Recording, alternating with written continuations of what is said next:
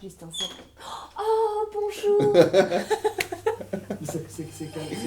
C'est à tout drôle.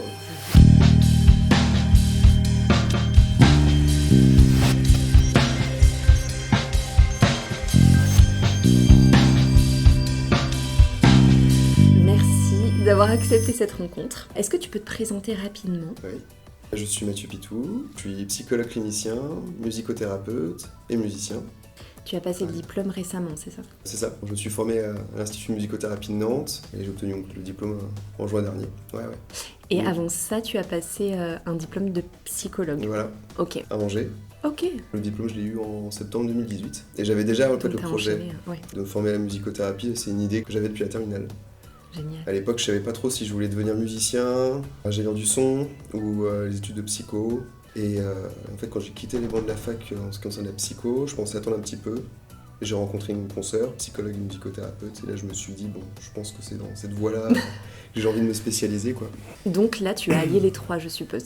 Psychologie, J'essaye, ce musique. projet, voilà. Alors, je fais juste un petit rappel. Donc là, on est aux journées d'études cliniques de Nantes, exactement. Et tu vas faire une petite présentation. Oui.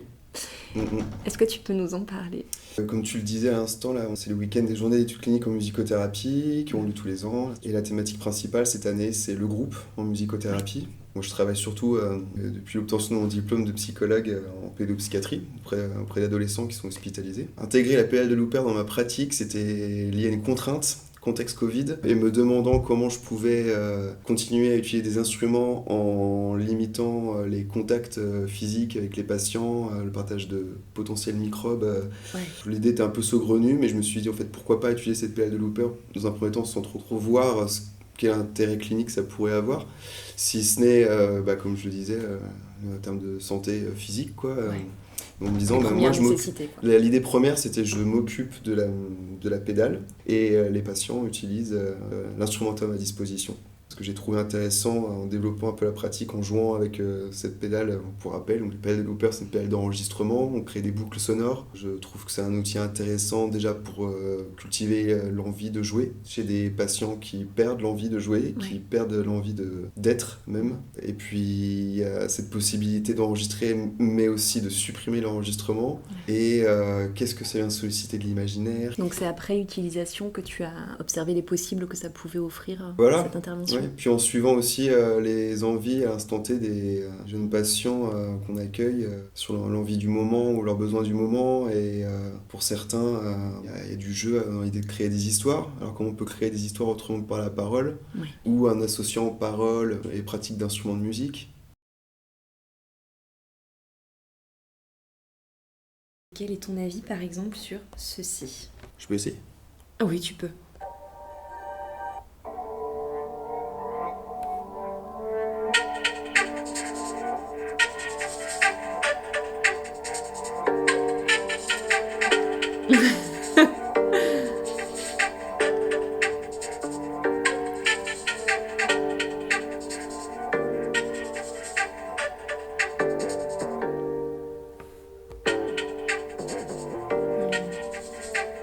Ok.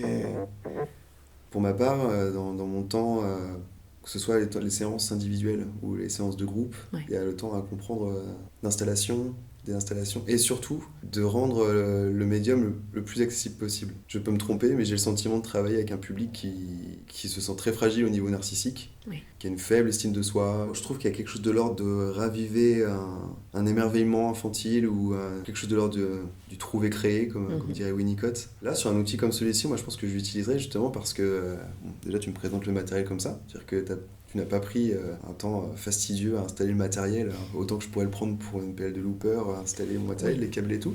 Là, je m'imaginerais très bien prendre la tablette, la brancher en Bluetooth sur une enceinte. Il y a quelque chose de l'ordre de la magie, je trouve, où effectivement j'appuie sur une touche et puis elle se met en route. Et alors après, voilà, ça c'est du côté du ludique, du côté du jeu, du côté du plaisir à jouer.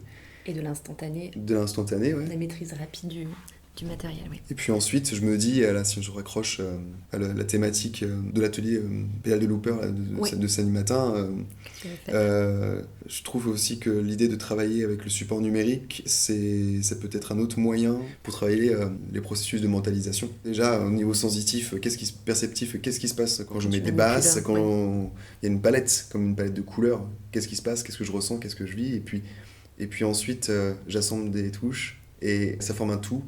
Et quelle image, quelle couleur, quel souvenir, ok, on relance la machine à penser, quoi.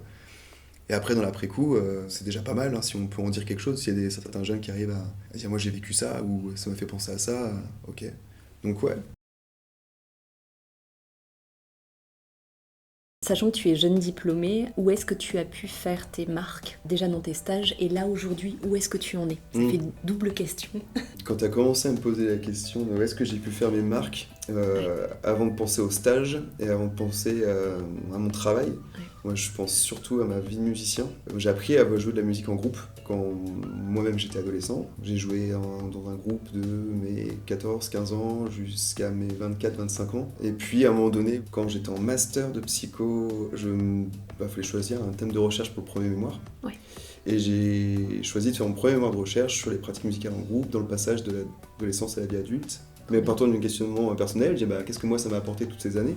Et qu'est-ce que ça apporte aux autres, de manière globale, cette tranche de vie, cette période de transition, pourquoi autant de pratiques musicales en groupe? Et donc après, cette pratique personnelle, c'est un indicateur pour moi de qu'est-ce que ça peut être que de se retrouver à jouer avec d'autres personnes, à se retrouver seul en présence de l'autre, de jouer tout seul, mais ou sinon à plusieurs, de parler ou chanter ou prendre un instrument. En fait, suite à si je fais un peu la chronologie, il y a eu... de tes débuts et tes influences. Ouais, il y a eu ce premier mémoire, en fait, m'a ouvert à la lecture de Winnicott. Et j'ai découvert quelque chose autour des espaces transitionnels, de l'espace de jeu, de concevoir même la relation thérapeutique comme un jeu relationnel. Donc ça a une possibilité de découvrir un auteur sur lequel je sens qu'il y a une affinité. Et l'autre possibilité que m'a offert ce premier mémoire, c'est de pouvoir faire un stage de fin d'études en Master 2 dans un CMP pour adolescents, où là, on a monté avec mes collègues infirmières, éducatrices, un atelier musical à visée thérapeutique sur un an. Super. Donc là, les questionnements de position, psychologue, musicothérapeute, musicien, je crois que ça a été une année très charnière. Et du côté de mes propres désirs aussi. C'était, je crois, vraiment la première année où ces projections, ces rêveries d'ado, où je dis mais comment je travaille avec la musique, mais j'ai aussi d'accompagner les autres, comment ça peut se concrétiser. Je crois que c'est un premier jet qui m'a donné envie de continuer. Et puis ensuite, lorsque j'ai obtenu mon diplôme, j'ai commencé à travailler en libéral d'un côté, j'ai eu mon premier poste en institution, donc en pédopsychiatrie, et j'ai eu la possibilité de créer un atelier musical. La pédopsie, c'est quelque chose sur lequel toi tu t'es aligné depuis le début? Surtout depuis les stages de fin d'études en psycho. Je crois que j'ai rencontré un public à ce moment-là où je me suis dit tiens, j'ai envie de travailler vraiment, qui plus est avec les adolescents. Et je crois entre autres parce que aussi en termes d'affinité musicale, j'ai pas mal de curiosité de ce côté-là et qu'ils ont de la curiosité aussi par rapport à ce que je peux proposer. J'ai l'impression qu'il y a un peu une réciprocité. Il faudrait étudier le looper en EHPAD, mais effectivement c'est peut-être plus accessible, ça parle peut-être plus. Et du coup aujourd'hui, où est-ce que tu en es Eh bien, alors que je faisais ma formation en musicothérapie ensuite, en parallèle, j'étais sur un nouveau poste de psychologue où j'ai pu avoir la double casquette psychologue et stagiaire en musicothérapie, dans sensiblement le même genre d'unité que celle que j'ai citée auparavant. Et puis mon contrat s'étant terminé, je suis parti vivre en Bretagne. Et j'ai eu donc depuis octobre, je suis dans une nouvelle structure. Et là, pour le coup, aujourd'hui, pour le moment, en tout cas, pas de pratique de groupe. Plutôt de la pratique en individuel. Et là, mon poste, c'est un poste de psychologue clinicien. Et l'enjeu, c'est questionner en quoi ça peut être intéressant de se rencontrer autour de la musique de manière large. Alors par moment, je peux proposer ou des collègues peuvent penser à moi du côté de la musicothérapie, mais sinon ça peut être aussi déjà comment favoriser l'alliance thérapeutique et se rencontrer autour du médium et qu'est-ce que ça favorise dans le lien. Ce qui fait que dans cette pratique, je propose du soutien psychologique, des entretiens d'évaluation clinique, de la musicothérapie individuelle et je co-anime un groupe réunion soignants-soignés. Et là, il faut s'imaginer une structure où il y a en permanence 8 à 10 patients. C'est un espace de soins, mais c'est aussi un espace de vie. Et l'idée, c'est de pouvoir aussi avoir un temps pour se dire entre nous qu'est-ce qui se passe. Donc déjà entre les jeunes, mais aussi entre soignants et soignés, quoi. Comment ça se passe nos relations, comment ça se passe leur confort d'hospitalisation, quelle activité thérapeutique les intéresse ou quelles sont celles qui pourraient les intéresser. Et de l'autre côté, je développe, donc ça c'est pour la partie en tant que je suis salarié. Ouais. Et à côté de ça, là actuellement, je suis en train de monter un projet d'atelier d'éveil musical. Okay. Donc là l'idée c'est de pouvoir intervenir sur des médiathèques, des écoles. Et là c'est plutôt de découvrir ce que c'est que de manipuler des instruments seul, en groupe, découvrir les instruments. Ouais. Et puis quelle texture ils ont, quel effet ça fait. Il y a des basses, il y a des aigus, parce que c'est un instrument qui fait beaucoup de bruit, l'éveil quoi. Voilà. Okay. Et puis les étés, des concerts. Voilà. Donc ça c'est la partie musicien que je garde depuis tout ce temps. C'est ce que j'allais te demander. Tu as parlé du fait que de devenir musicothérapeute, tu avais questionné sur le fait de trouver un équilibre entre être musicien et musicothérapeute. Je crois que c'est surtout il y avait quelque chose de l'ordre quand j'ai quitté le lycée, que j'ai commencé ma vie universitaire, quelque chose de l'ordre que je voulais être partout à la fois. J'ai bénéficié moi-même d'un suivi psycho et ce monsieur m'a donné envie de rendre l'appareil quelque part. Ma vie de musicien qui fait que en fait mais ça pourrait être intéressant aussi que de devenir intermittent du spectacle ou que de jouer, mais on peut pas être partout à la fois. Mais je sens que quoi qu'il en soit, personnellement aussi au sein de ma vie professionnelle, j'ai besoin d'accorder de la place à la musique. Ouais. Effectivement, en fait, d'avoir double casquette ou même voire triple casquette, souvent c'est difficile de partager son temps et de savoir comment équilibrer son temps. Est-ce que, en tant que musicien, tu aurais des petites pépites à partager au niveau musical ? Oh là, je peux pas faire l'économie de parler d'un groupe qui hier encore, dont j'en parlais encore à une amie. C'est un groupe qui s'appelle Nine Inch Nails, l'abréviation, l'acronyme NIN. Ok. Un groupe de métal industriel, de rock métal industriel. Génial. Premier album sorti en 89, ils en ont sorti une trentaine. C'est un projet qui est assez évolutif, influencé par la musique électronique naissante. On est à l'abord des rave parties, enfin aux prémices des rave parties, mais en même temps le rock prend une direction un peu plus radicale, avec des guitares beaucoup plus saturées. L'introduction de thématiques aussi, on est au début du grunge aussi, donc je suis encore captivé par ce groupe là, qui est mené par leur leader Trent Reznor, qui aujourd'hui fait aussi beaucoup de BO de films. Okay. Donc ça c'est mon groupe fétiche. As-tu une référence de bouquin à conseiller aux étudiants ? Jeux et réalité de Winnicott. Yes. Ok. Ah oui. Et là, dernièrement, il y a un bouquin que j'ai découvert, c'est Pierre de Lion, qui a édité un petit ouvrage où il essaye de résumer, synthétiser les principes fondamentaux de la psychothérapie institutionnelle et comme possibilité dans une ère où on décrit la psychiatrie administrative, où on dit que la France va mal de ce côté-là, que la santé va mal, et qui propose des sujets concrets, des outils à penser qui, pour, je pense, tout soignant qui travaille en psychiatrie, permettent de faire corps, quoi, entre patients et soignants, de faire du lien. Merci beaucoup. Je suis en train de penser à un truc. Après coup, là, merci. Si tout à l'heure, quand tu me posais la question de la place de la musique, la place de psychologue, la place de la musicothérapie, je crois qu'en fait, ce à quoi je m'attendais pas il y a 10 ans de ça, c'était la place que pourrait prendre ce parcours de professionnalisation dans ma vie de musicien en retour. C'est ça en fait que je trouve fabuleux dans nos métiers cliniciens, quoi. C'est qu'en retour de ce travail de professionnalisation, d'études, d'apprendre, je m'attendais pas à ce que la rencontre clinique m'amène à apprendre autant sur moi.